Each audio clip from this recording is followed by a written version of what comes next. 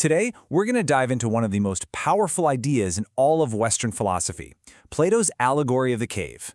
Now, I know allegory sounds super academic, but stick with me. It's really just a simple story told over 2,000 years ago that might just flip the way you see, well, everything.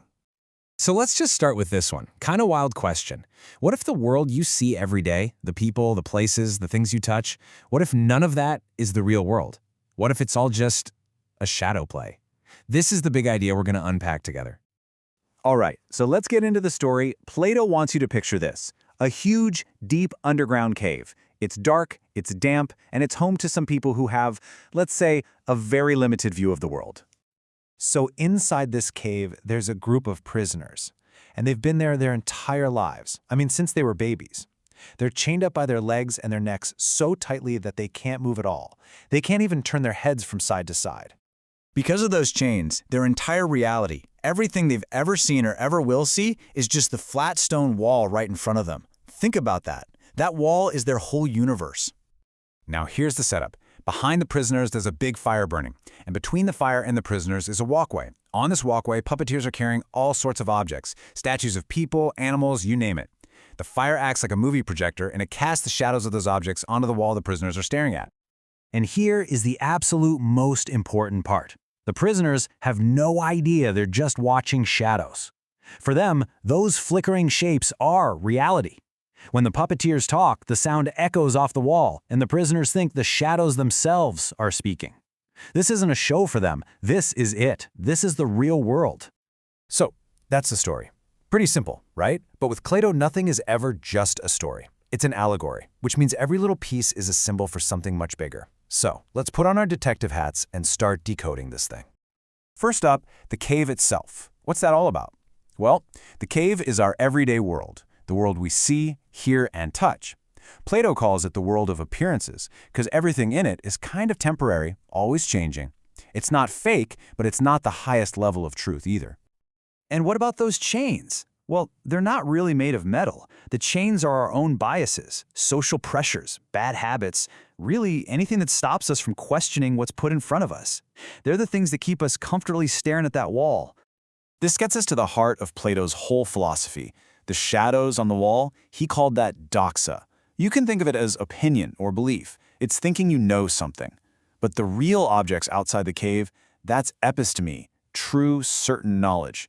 This is knowledge of what he called the forms, the perfect, ideal concepts of things. Not just a beautiful thing, but beauty itself.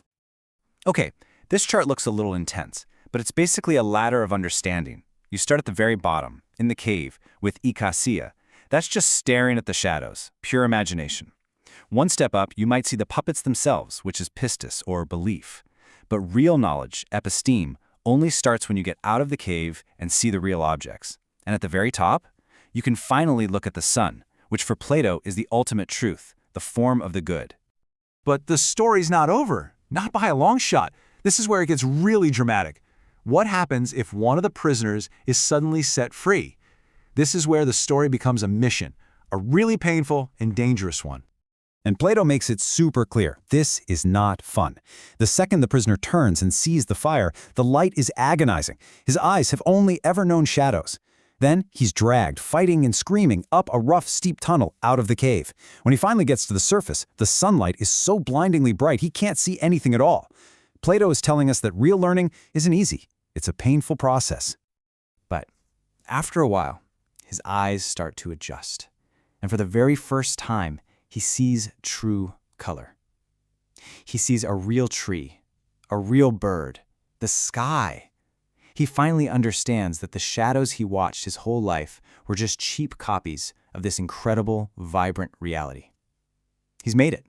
He's in the world of forms. Now, you'd think he'd just hang out here forever, right? I mean, who would want to go back to the dark cave? But here's the twist. Plato says the enlightened person, the philosopher, has a duty, a responsibility to everyone still trapped below. He has to go back down. And the return journey is just tragic. Back in the darkness, his eyes, which are now used to the brilliant sun, can't see a thing. He's clumsy. He can't make out the shadows on the wall anymore. So to the other prisoners, he doesn't look enlightened. He looks like an idiot. They think the journey outside broke his brain, and they just laugh at his crazy stories about a sun and real trees. And then Plato delivers this absolutely bone-chilling line. He says the prisoners would not only laugh at him, but if he tried to free them from their chains and lead them outside, they would actually try to kill him. This, of course, is a direct nod to what happened to Plato's real-life teacher, Socrates, who was executed for asking too many uncomfortable questions. So why on earth are we still obsessed with this 2,500-year-old story? Well, because the cave isn't just some ancient Greek idea. It's a perfect metaphor for the world we live in right now. Our modern chains just look a little different. Think about your social media feed, an echo chamber designed to show you only what you already believe.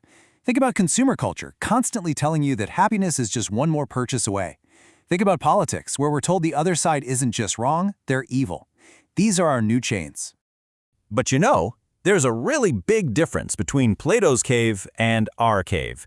In his story, all the prisoners were watching the same shadow play. They had a shared reality, even if it was a false one. They were all in it together. Today, in our digital cave, that's all gone. Algorithms don't give us one shared screen. They create a custom-made, personalized shadow play just for you, and a completely different one for me. My wall of shadows looks nothing like your wall of shadows, which makes it almost impossible to even agree on what's real anymore. And that leads us straight to this modern idea of post-truth. It's a world where objective facts seem to matter less than our feelings and personal beliefs. It's literally Plato's allegory in action. It's when we're given the choice and we actively choose to stay and watch the comforting shadows on the wall. So, all of this brings the question right back to you.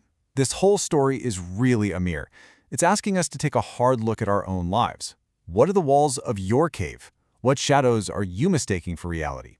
And maybe the biggest question of all, do you have the courage to even try and take a look outside?